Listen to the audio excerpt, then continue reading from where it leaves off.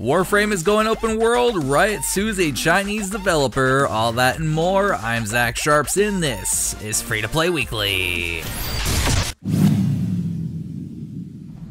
First up in the news this week, if you've checked out Ghost in the Shell First Assault and found it lacking, it seems the free-to-play shooter is set to relaunch on July 18th.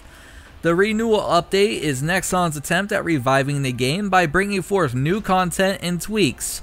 It features a complete overhaul of the UI, 3 new operatives, a new mode, maps, and a whole lot more. So if you wish to know the finer details, be sure to check out the full patch notes on the game's official website. Next up, we get a touch on Digital Extreme's extremely popular free-to-play Space Ninja title, Warframe. Last weekend at TennoCon, Digital Extremes announced Planes of Eidolon, and this update is massive. Arriving later this year, the update will feature landscapes which are semi-open world zones, the first being located on Earth. Plus, these zones allow you to utilize your arc wings for both travel and battle purposes. Personally, this update sounds amazing, and they definitely didn't hold punches at TennoCon. In fact, alongside releasing a lot of gameplay for their new update, Digital Extremes and fans accounted for $150,000 of donations to charity. This was all due to doubling the attendance of TennoCon over last year. In other words, Digital Extremes is continuing to be the shining example of how to do free-to-play right.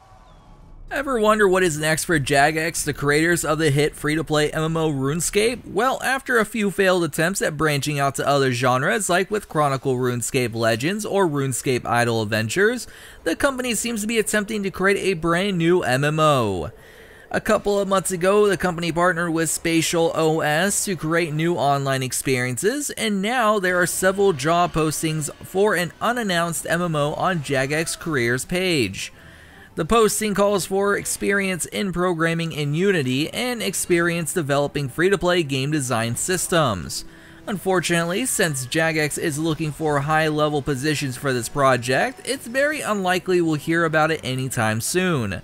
Regardless, I hope it's next-gen RuneScape, because I'd happily throw $100 or more at that thing. Have you ever played a mobile MOBA and felt, this feels a lot like another MOBA I've played in the past? Well, Riot Games felt the same way and are now suing the Chinese developer behind Mobile Legends. Riot feels as though the game is far too similar to their hit free-to-play game, League of Legends. However, it's very unlikely that this lawsuit will go anywhere, especially since copyright infringement isn't really a term that's applied very often in China. It might even not even be understood, to be honest. That said, maybe Riot's plan isn't to actually succeed in this lawsuit, but rather set a precedent for future cases in copyright-friendly countries.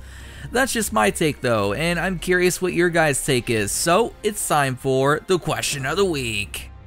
Last week on the show, I asked if the Firefall mobile game would actually release. Pretty much all of you said no, but some still hoped it would because they enjoyed the original title. This week, if you wish for your comment to be possibly featured on next week's show, make sure to leave a comment down below. This week's question is, do you think Riot will win this lawsuit? Why or why not? Last up in the news this week, if you've been wondering why Flaming Fowl Studios' free-to-play CCG Fable Fortune wasn't out yet, it's due to an unexpected administration hiccup. What that means is the new plan for the game is to launch on all platforms, console and PC on July 25th, so they can, quote, make the most of cross-play between platforms, end quote.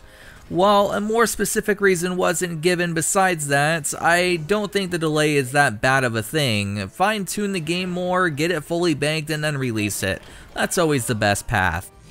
Speaking of the best path, be sure to head on over to mmobomb.com and check out that giveaways page. Yes, head on over there, bookmark the page, and check it daily to ensure you never miss one. As for myself, signing out till next week's show, my name is Zach Sharps, and I'll catch you guys next time.